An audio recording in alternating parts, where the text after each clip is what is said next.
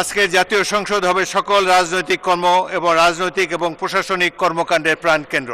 সংসদ অধিবেশনের প্রথম দিনে সাবেক প্রধানমন্ত্রী মরহুমা বেগম খালেদা জিয়া ও জুলাইয়ের শহীদ যোদ্ধাদের নিয়ে আলোচনা করেন সংসদ সদস্যরা। আলোচনায় অংশ নিয়ে পরিকল্পনা প্রতিমন্ত্রী জুনায়েদ সাকি বলেন, দেশে ন্যায় বিচার প্রতিষ্ঠা করতে হবে।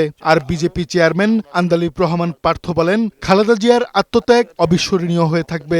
মরহুম বা মৃত দেশনেত্রী খালেদা জিয়া জীবিত খালেদা জিয়ার চেয়ে অনেক বেশি পাওয়ারফুল। একটা গণতান্ত্রিক বাংলাদেশ হবে এবং এই গণতান্ত্রিক বাংলাদেশের ন্যায় বিচার প্রতিষ্ঠা হবে। বিদ্যুৎ, জ্বালানি ও খনিজ সম্পদ প্রতিমন্ত্রী অনিন্দ্য ইসলাম অমিত বলেন, খালেদা জিয়া দেশের গণতন্ত্রের প্রতীক ছিলেন। গণতান্ত্রিক অধিকার ফিরিয়ে আনবার লড়াই করতে গিয়ে তিনি কার্যত আত্মত্যাগ করেছেন।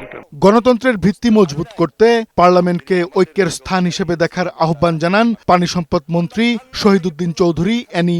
এই জাতি আমাদেরকে দিকে তাকিয়ে আছে, এই জাতির প্রত্যাশা অনেক। কিভাবে নতুন বাংলাদেশটাকে গড়ব। আলোচনায় অংশ নিয়ে বিএনপির স্থায়ী কমিটির সদস্য গয়েশ্বর চন্দ্র রায় বলেন, জুলাই যোদ্ধারা মহাবীর হয়ে থাকবে। জুলাই বিপ্লব বাংলাদেশের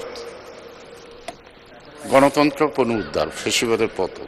স্বরাষ্ট্রমন্ত্রী সালাউদ্দিন আহমদ বলেন, 17 বছরের আত্মত্যাগ ও রক্তের উপর প্রতিষ্ঠিত এই সংসদ জনগণের প্রত্যাশা পূরণে কাজ করবে। যারা ছাত্রগণ অভ্যুত্থানে শহীদ হয়েছেন, যাদের আকাঙ্ক্ষা এবং যাদের প্রত্যাশা, জনপ্রত্যাশা পরিপূরণ করার জন্য আমরা আজকে এই জাতীয় সংসদে আছি।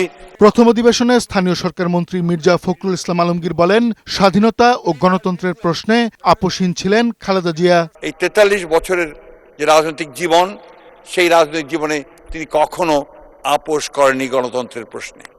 তিনি কখনো বাংলাদেশের স্বাধীনতার সার্বভৌমত্বের প্রশ্নে আপোষ করেননি। কাজী ফরিদ, বৈশাখী সংবাদ, ঢাকা।